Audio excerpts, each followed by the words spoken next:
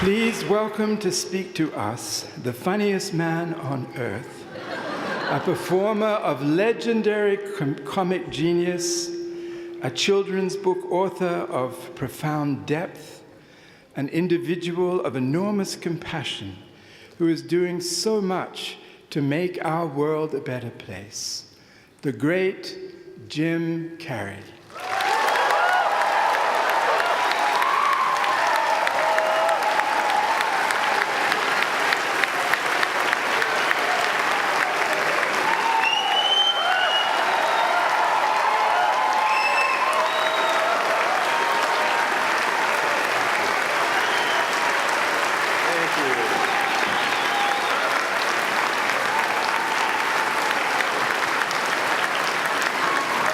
Sitting down for?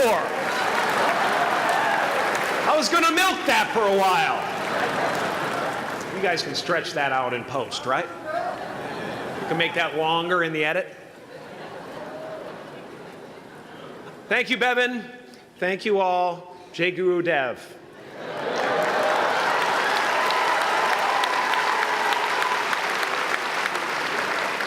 I brought one of my paintings to show you today. I hope you guys are going to be able to see it okay. It's not one of my bigger pieces, so you might want to move down front. Get a good look at it. Faculty, parents, friends, dignified guests, graduating class of 2014. And all the dead baseball players coming out of the corn to be with us today. After the harvest, there's no place for them to hide. Fields are empty. There's no cover there. I'm here to plant a seed today, a seed that will inspire you to move forward in life with enthusiastic hearts and a clear sense of wholeness. The question is, will that seed have a chance to take root, or will I be sued by Monsanto and forced to use their seed?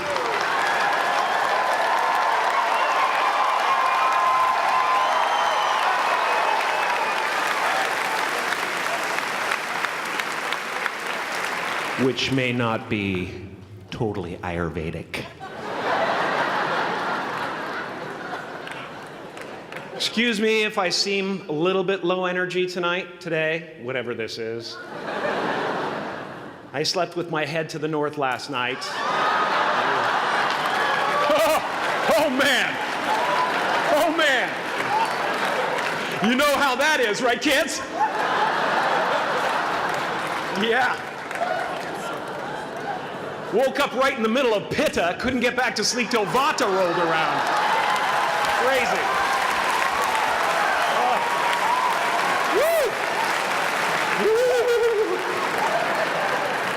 But I didn't freak out, you know.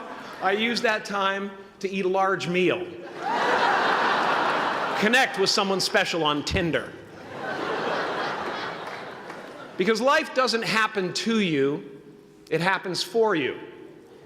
How do I know this? I don't, but I'm making sound, and that's the important thing.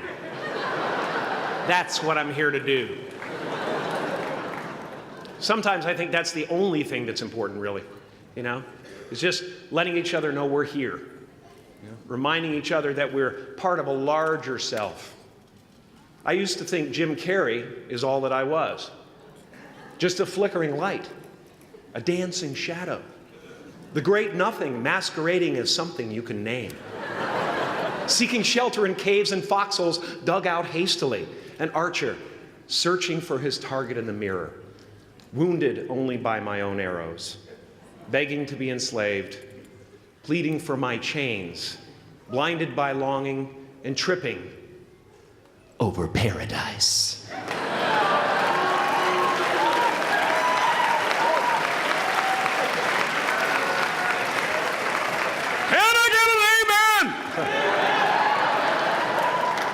You didn't think I could be serious, did you? I don't think you understand who you're dealing with. I have no limits.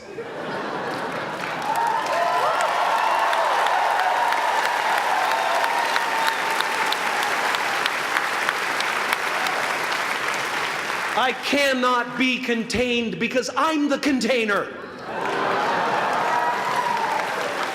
You can't contain the container, man. You can't contain the container. I used to believe that who I was ended at the edge of my skin, that I had been given this little vehicle called a body from which to experience creation. And though I couldn't have asked for a sportier model, it was, after all, a loaner and would have to be returned. Then I learned that everything outside the vehicle was part of me too. And now I drive a convertible.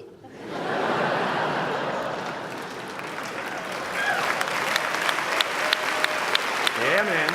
Top down, wind in my hair. Woo! I am elated and truly, truly, truly excited to be present and fully connected to you at this important moment in your journey. I hope you're ready to open the roof and take it all in. Okay, 4 more years then. They're obviously not ready. Just need some more cooking. Now, I want to thank the trustees, the administrators, the faculty of MUM for creating an institution worthy of Maharishi's ideals of education, a place that teaches knowledge and experience, the knowledge and experience necessary to be productive in life, as well as enabling the students through transcendental meditation and ancient Vedic knowledge to slack off twice a day for an hour and a half.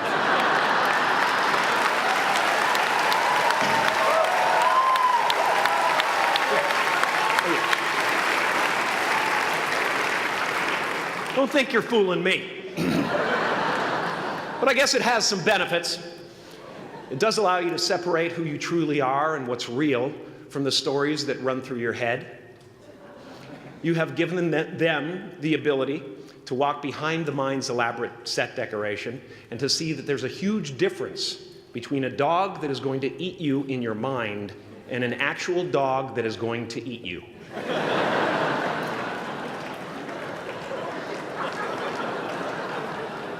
That may sound like no big deal, but many never learn that distinction. And they spend a great deal of their lives living in fight or flight response. I'd like to acknowledge all of you wonderful parents. Way to go. What a fantastic job you've done. For your tireless dedication, your love, your support, most of all, for the attention that you paid to your children. I have a saying, beware the unloved, because they will eventually hurt themselves or me. But when I look at this group here, you know, I feel really safe. I do. I'm just going to say it. My room is not locked. My room is not locked. No doubt some of you will turn out to be crooks. But white-collar stuff, you know, Wall Street, that type of thing, you know, crimes committed by people with self-esteem. Stuff parents can still be proud of in a weird way.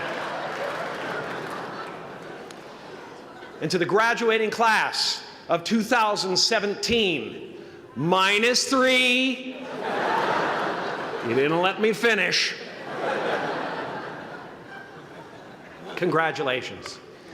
Yes, give yourself a round of applause, please. Please.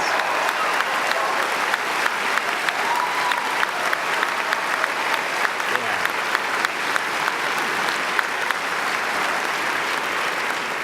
You are the vanguard of knowledge and consciousness, a new wave in a vast ocean of possibilities. On the other side of that door, there's a world starving for new ideas, new leadership. I've been out there for 30 years. She's a wildcat.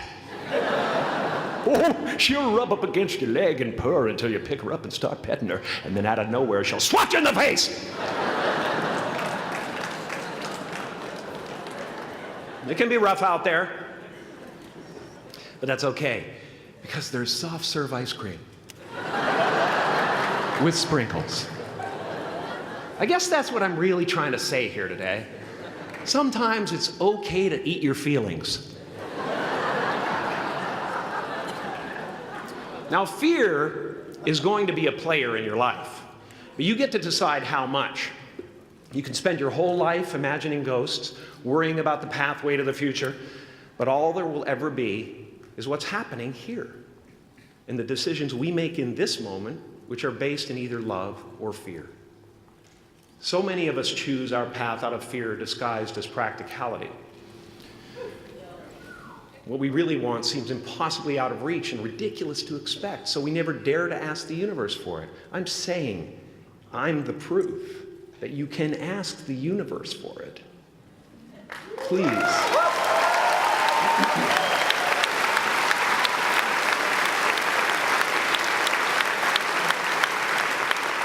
And if it doesn't happen for you right away, it's only because the universe is so busy fulfilling my order.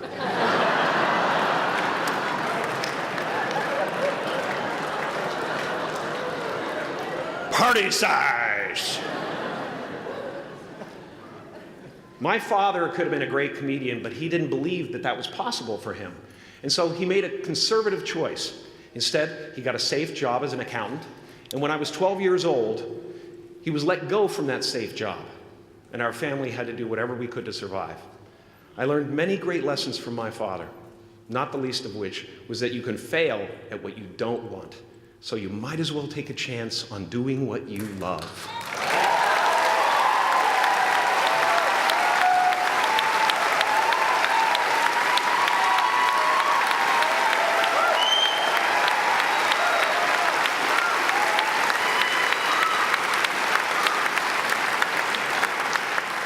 It's not the only thing he taught me, though. You know, I watched the effect of my father's love and humor and how it altered the world around me. And I thought, that's something to do. That's something worth my time.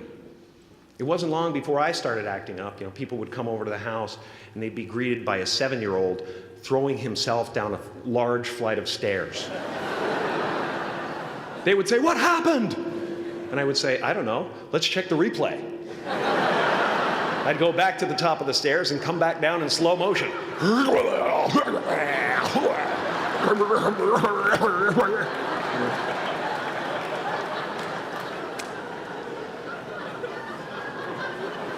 It was a very strange household.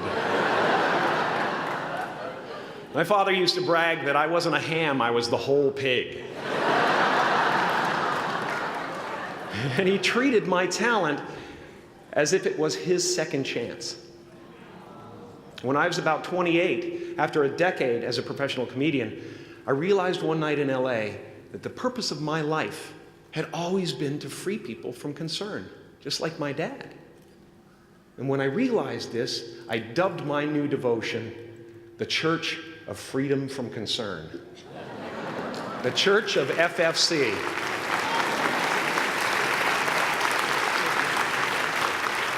And I dedicated myself to that ministry.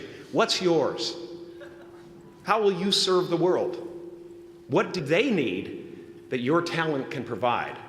That's all you have to figure out.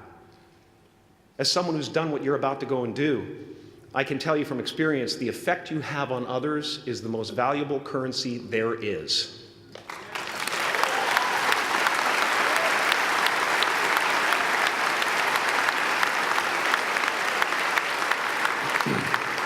Because everything you gain in life will rot and fall apart, and all that will be left of you is what was in your heart. My choosing to free people, from concern got me to the top of a mountain. Look where I am. Look what I get to do. Everywhere I go. I'm going to get emotional because when I tap into this, it really is extraordinary to me. I did something that made people present their best selves to me wherever I go.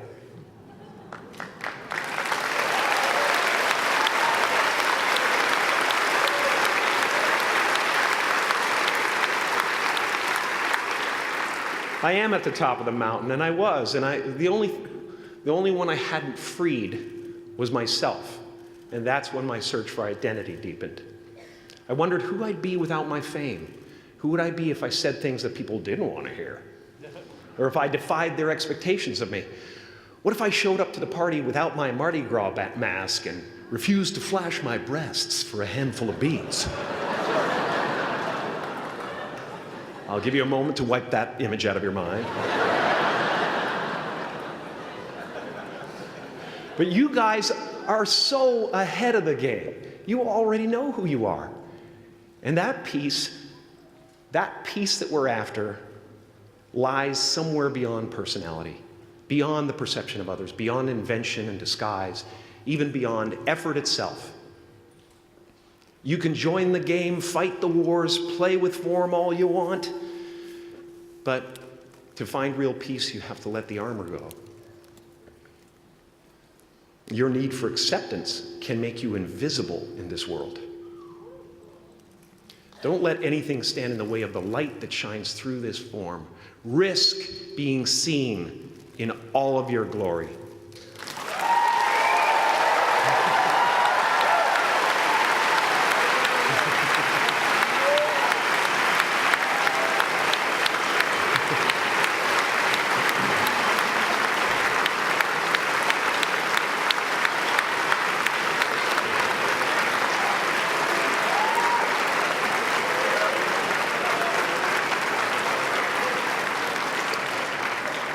It's not big enough. This painting is big for a reason. It's called high visibility. It's about picking up the light and daring to be seen. Here's the tricky part. Everyone is attracted to the light. The party host up at the top, who thinks unconsciousness is bliss and is always offering to drink from the bottles that empty you. Misery below her. Despises the light, can't stand when you're doing well, wishes you nothing but the worst. The Queen of Diamonds, under him, needs a king to build her house of cards. And the hollow one down bottom there will cling to your leg and say, please don't leave me behind, for I have abandoned myself. Even those who are closest to you and most in love with you, the people you love most in the world, will find clarity confronting at times. This painting took me thousands of hours to complete. And when I was finished, thank you, thousands of hours, yes. I'll never get them back. I'll never get them back. I worked on this for so long. I was weeks and weeks like a madman alone on a scaffolding. And when I was finished, one of my friends said, this would be a cool blacklight painting. So I started over.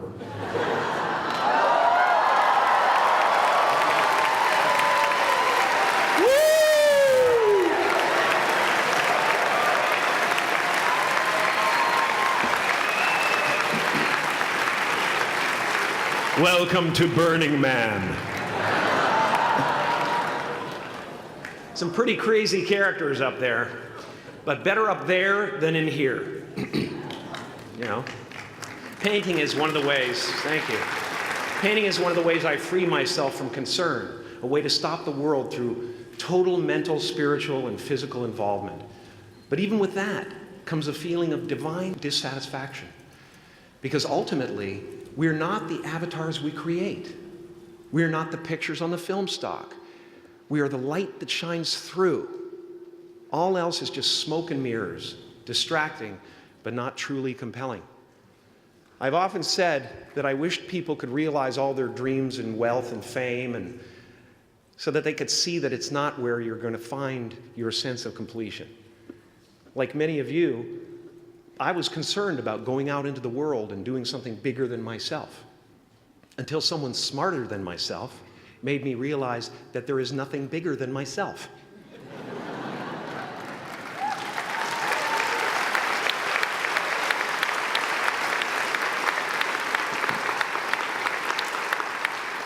My soul is not contained within the limits of my body. My body is contained within the limitlessness of my soul, one unified field.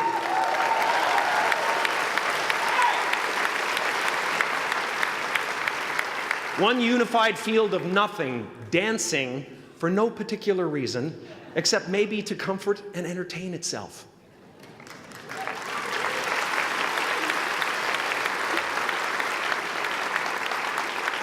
As that shift happens in you, you won't be feeling the world, you'll be felt by it. You'll be embraced by it. Now I'm always at the beginning. I have a reset button, and I ride that button constantly. Once that button is functioning in your life, there's no story that the mind could create that will be as compelling. The imagination is always manufacturing scenarios, both good and bad, and the ego tries to keep you trapped in the multiplex of the mind.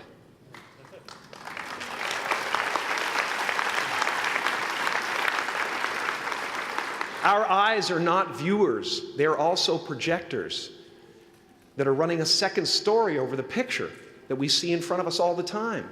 Fear is writing that script, and the working title is, I'll Never Be Enough.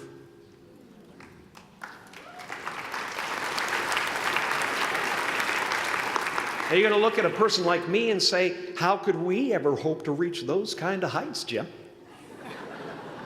How can we make a painting that's too big for our home? How do you fly so high without a special breathing apparatus? This is the voice of the ego. And if you listen to it, there will always be someone who's doing better than you. No matter what you gain, ego will not let you rest. It will tell you that you cannot stop until you've left an indelible mark on the earth, until you've achieved immortality. How tricky is this ego that it would tempt us with the promise of something we already possess?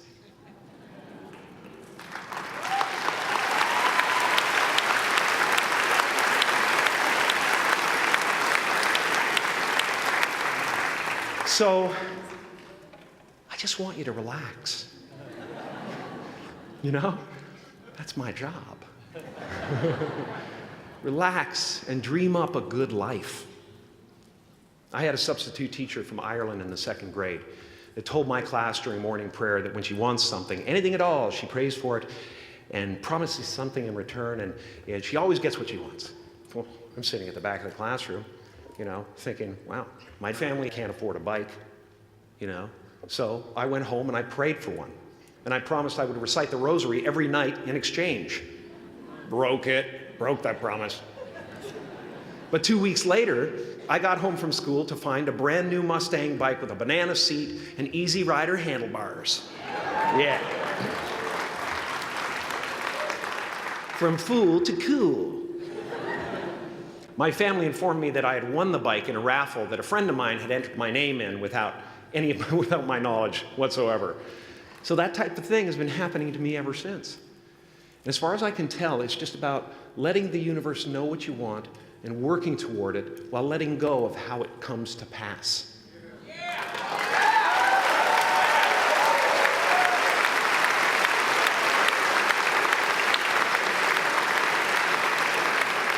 Your job is not to figure out how it's going to happen for you, but to open the door in your head. And when the door opens in real life, just walk through it.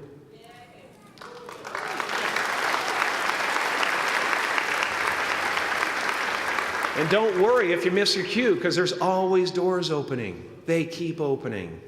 And when I say life doesn't happen to you, it happens for you, I really don't know if that's true. I'm just making a conscious choice to perceive challenges as something beneficial so that I can deal with them in the most productive way. You'll come up with your own style. That's part of the fun. Oh, and why not take a chance on faith as well?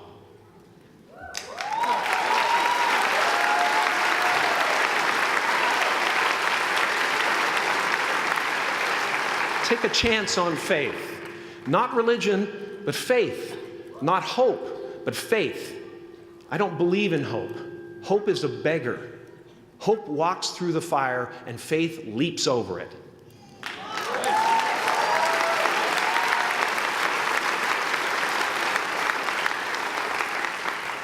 You are ready and able to do beautiful things in this world. And after you walk through those doors today, You will only ever have two choices, love or fear. Choose love, and don't ever let fear turn you against your playful heart. Thank you so much. Thank you, Dad. I'm so honored. Thank you.